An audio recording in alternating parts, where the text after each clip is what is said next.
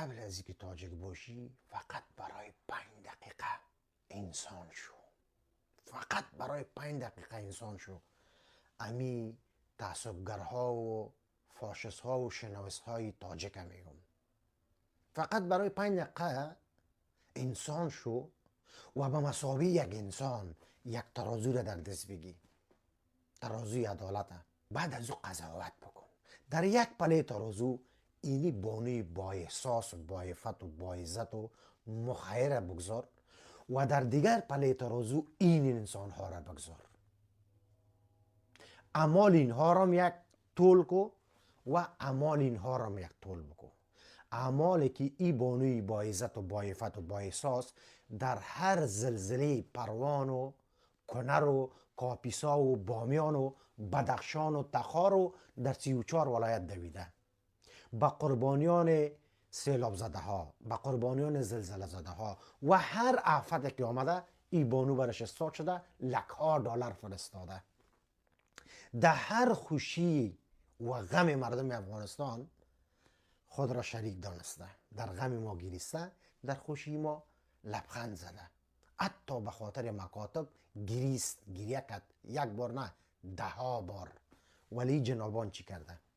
داری کدام دستاورد انسانی از این طایفه را؟ من با قوم کار ندارم. دل من چی درد کرده که به خاطر یک شعر حماسی که سرویده به سطح وزیرهای قوم تاجیک اینا را توهین کردن، تحقیر کردن. این جوانایشان خود 24 ساعت تصاویرش میمانن و چنان فاش میگن که از حد و اندازه گذشته، در حالی که شعر حماسی در تمام دنیا مروج است.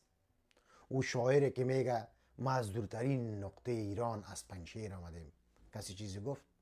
یا دهانه و صدهانه و شعر در کل کشورها شعرهای حماسی رو مردم میگن، ولی شما این را توهین کردین، ولی این بانوها را توهین نمیکنین. ببینین ایزار مادرتان میکشم، در فرقش بسته میکنم، پایای مادرتان کونلچ زنگ بسته میکنم، میرخسانمش. ایرانی پدر تمام دنیا هست، اینو باید بفهمی. دختر پرستوس برعکس هزارها دلار برش گفت میزنن، چنان فحاشی میکنه در تیک تاک ها، از این صبح که از خواب بخیزه تا شو فقط فحاشی است.